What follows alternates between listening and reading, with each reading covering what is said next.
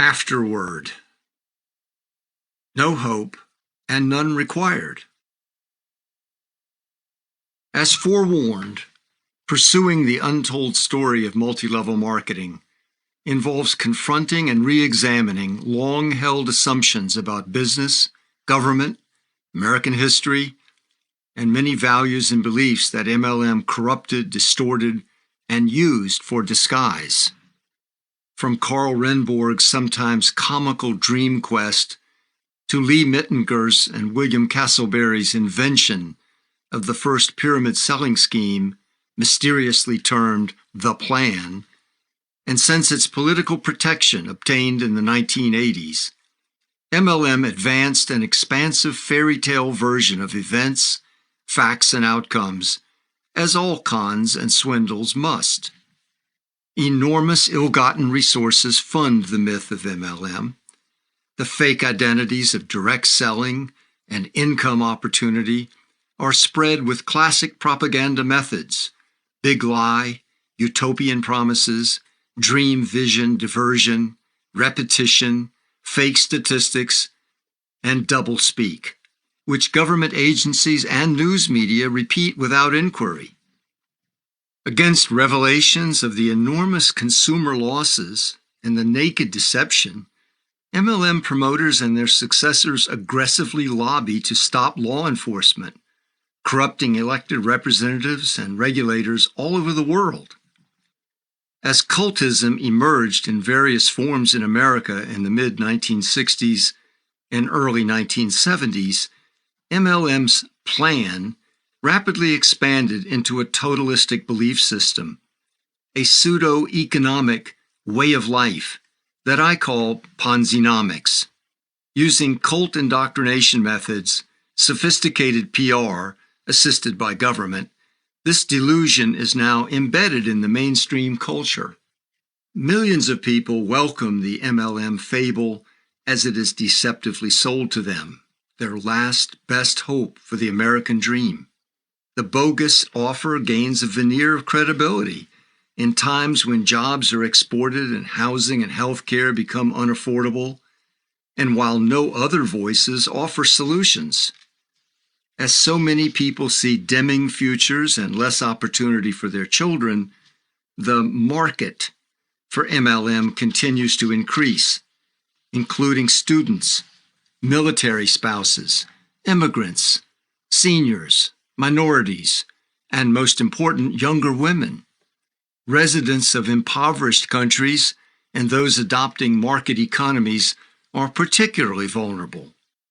For some, this epic and tragic true story is more unbelievable than MLM's mystifying claims of unlimited income from an eternally expanding recruiting chain. It is harder to accept than MLM's absurd identity of direct selling in an era of mass advertising, Walmart, and Amazon.com. MLM, in its sheer magnitude, the scale of its victims, its longevity and depth of deceptions, reaching deep into government, is simply beyond imagination or too disturbing.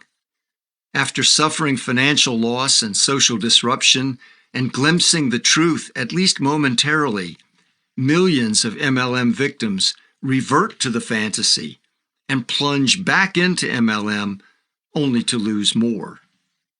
For those who are willing to confront MLM's harsh and disturbing realities, there is another challenge beyond deception.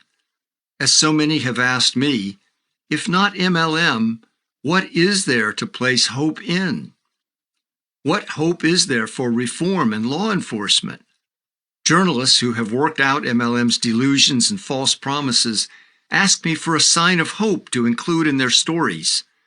Others want a prediction of the end to the losses being inflicted, or for the possibility of MLM transforming into real business. During the writing of this book, I was repeatedly informed by literary agents and editors that a true account of MLM must end with hope. It must offer a way to move government toward enforcement and oversight.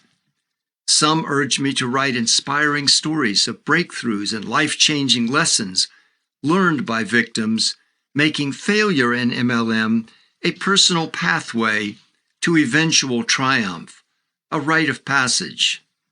Others recommended I recount the experiences of some in MLM who made money, contrasted with others who lost, thus a balanced tale. This is the theme of so many newspaper articles on MLM that I have been interviewed for. The commercial marketplace is depicted as intrinsically fair, a reliable safeguard against fraud. In the end, these stories conform to MLM's brutal and false narrative that some win, some lose, so what? The invisible hand of the market, not the entrapping MLM plan, is the cause of MLM loss rates. From my own years of experience, I lost hope. And I discovered that none is required to continue providing expert witness and consulting services, to maintain consumer education resources, and to assist news media, authors, researchers, bloggers, victim groups, and colleagues in law, academia, and nonprofits.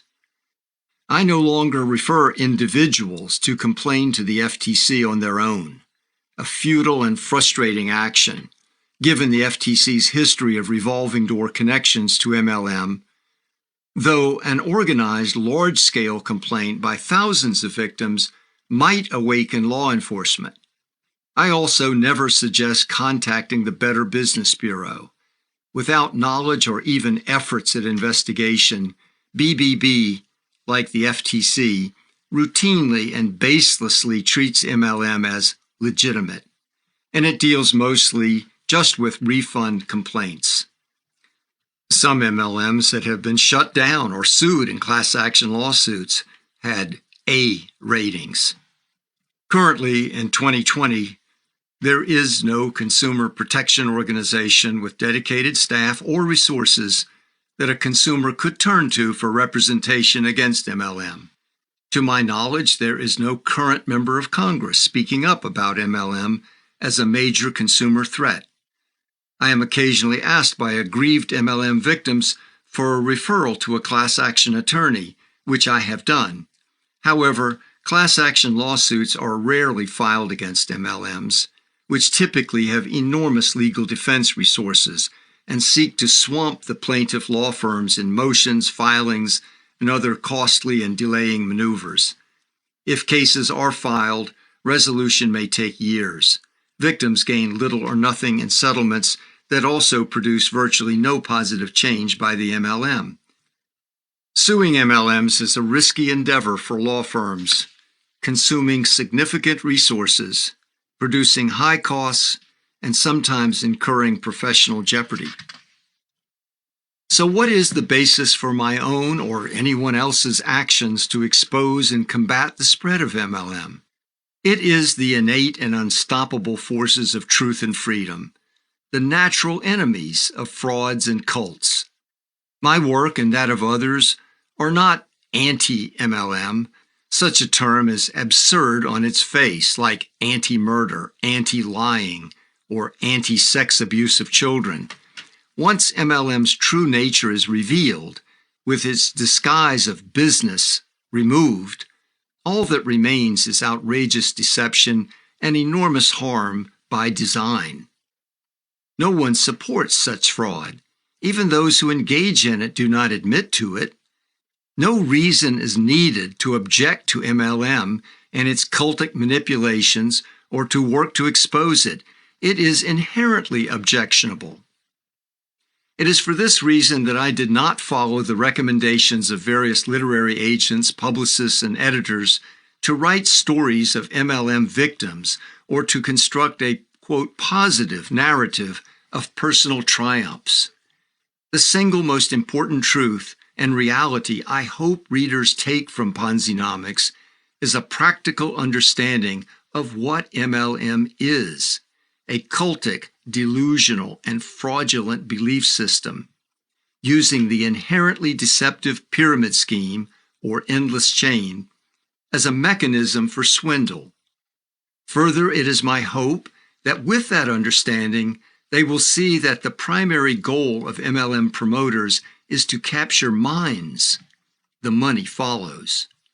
Their first task in capturing minds, as George Orwell explained, is to control language. Thought follows language, as does behavior. All the business terminology used by MLM, sales, distributors, commissions, bonuses, etc., is disguise.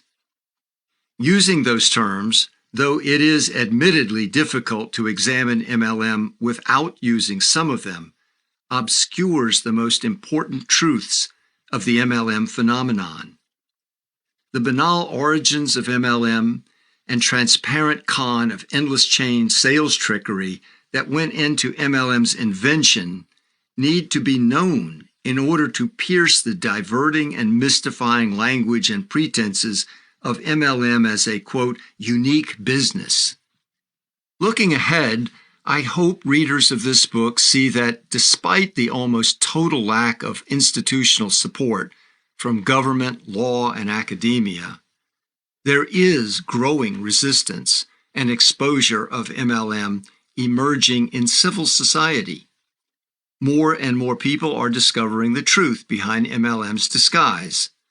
The force behind this rise of truth-telling and growing resistance is affirmed in the famous quote associated with the Dutch struggle for independence against the Spanish Empire in the 16th century. One need not hope in order to undertake, nor succeed in order to persevere.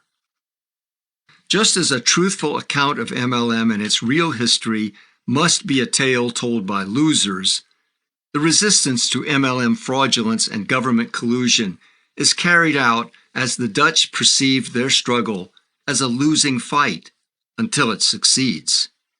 It does not rely on hope. It does not need to.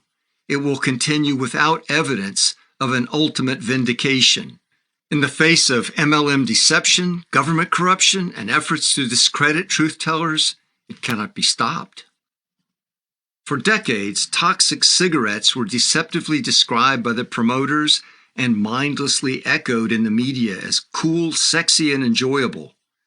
The U.S. government aided the spread of smoking everywhere around the world and gave cigarettes to U.S. soldiers. Then suddenly, smoking was revealed and condemned for what it actually is and always was: lethal, sickening, and addictive. A similar radical shift in public understanding is occurring for multi-level marketing. For the historical moment that the MLM shift took form, I cite November 7, 2016, when the satirist and comedian John Oliver dedicated an entire segment of his hugely popular and respected HBO show, Last Week Tonight with John Oliver, to say the unspeakable truth that all multi-level marketing enterprises are essentially one and the same scam, and multi-level marketing is synonymous with pyramid scheme. The YouTube video of that show as of 2020 has been viewed more than 25 million times, with the Spanish language version gaining almost 3 million more. The news narrative shifted the very next day. Reporting on the show, Newsweek and Time both characterized the MLM model as a pyramid. Even the Wall Street Journal, in quoting Oliver, wrote that it's not just that some MLMs are pyramids, it's the model itself. A foundation was laid by that show for groundbreaking inquiry into MLM's sordid history of corrupting government in a remarkable 11-part podcast, The Dream, produced by Dan Gallucci and Jane Marie in 2018. Millions have listened to it. It could also be argued that the Netflix documentary Betting on Zero, directed by Ted Braun, was the force that shifted the tide. It provided a narrative and footage that Oliver brilliantly built upon. Before that landmark film, there was the enormous publicity generated by hedge fund manager William Ackman, seeking to expose Herbalife. Much of his research, he cited, was built upon the earlier class action lawsuits against Herbalife and other MLMs such as Omnitrition and Nu Skin brought by attorney Douglas Brooks. And before that was the courageous prosecution of Amway, led by Bruce Craig, Wisconsin's Assistant Attorney General at that time. Before then, there were dedicated attorneys within the FTC and other agencies. The chain of actions, truth-telling, and exposures go far back and include many long-forgotten individuals, just as the research and advocacy against cigarettes did before the public at large suddenly realized its horrific harm and how the tobacco industry was knowingly profiting off illness, death, and lifelong addiction and engaging in a global cover-up. In arts and entertainment, MLM is finally breaking through, depicted accurately as a disruptive, tragic, and farcical force in American society. Notable is the hit comedy series Schitt's Creek, which includes a brilliant and revealing episode of MLM as a seductive scam. Offering even more insight is an entire series on Showtime on becoming a god in Central Florida, in which the pathos of MLM provides the dramatic theme. These developments are important mile markers on an enduring truth-telling and freedom journey. The end of the journey is not known and doesn't need to be. When the findings of science became more widely known, the tobacco companies joined forces and developed a sophisticated disinformation campaign led by the PR firm Hill & Knowlton to create doubt about scientific facts, discredit critics and scholars, and shift blame to the victims themselves. Hill & Knowlton also intensified tobacco lobbying to subvert law enforcement. The campaign succeeded until it didn't. Per capita consumption of cigarettes rose until 1961, the highest ever, until truth turned the tide. MLM has been running a similar disinformation campaign for at least 40 years. During this time, the MLM industry, with some MLM companies turning directly to the tobacco campaign expertise of Hill & Knowlton, has sought to marginalize consumer watchdogs and critics as, quote, anti-MLM. It has attacked publications that ran investigative articles. It has filed harassing lawsuits to silence individuals and take down critical websites and blogs. It has created false distinctions between MLM and pyramid scheme. MLM has also massively increased its influence in government, contributing to MLM promoter Donald Trump's presidency and Amway's Betsy DeVos in the presidential cabinet. As truth about smoking broke through in America, the cigarette industry launched a campaign to addict and sicken people in other parts of the world. About 1 in every 3 cigarettes smoked in the world is now smoked in China. Following suit, MLM has already shifted its main efforts to China, which now has greater volume than the USA. The road to change will likely not be measured in FTC prosecutions, but in the level of public awareness. In his classic treatise on corporate crime at the start of the 20th century, Sin and Society, Edward Ross argued for piercing the corporate shield and holding executives personally accountable, as Charles Ponzi and Bernard Madoff later were, with criminal prosecution and jail. Yet Ross also recognized this would not occur until public awareness expanded to recognize the new type of crime committed without passion and in the guise of business. He wrote, quote, "As in Hosea's time, the people are destroyed for lack of knowledge." When the truth of multi-level marketing is no longer unimaginable and unspeakable, but is as clearly recognized as the reality of cigarette smoking, the end of the largest of all cults and its global pyramid scheme will fall like the house of cards it is. This has been Ponzinomics, the untold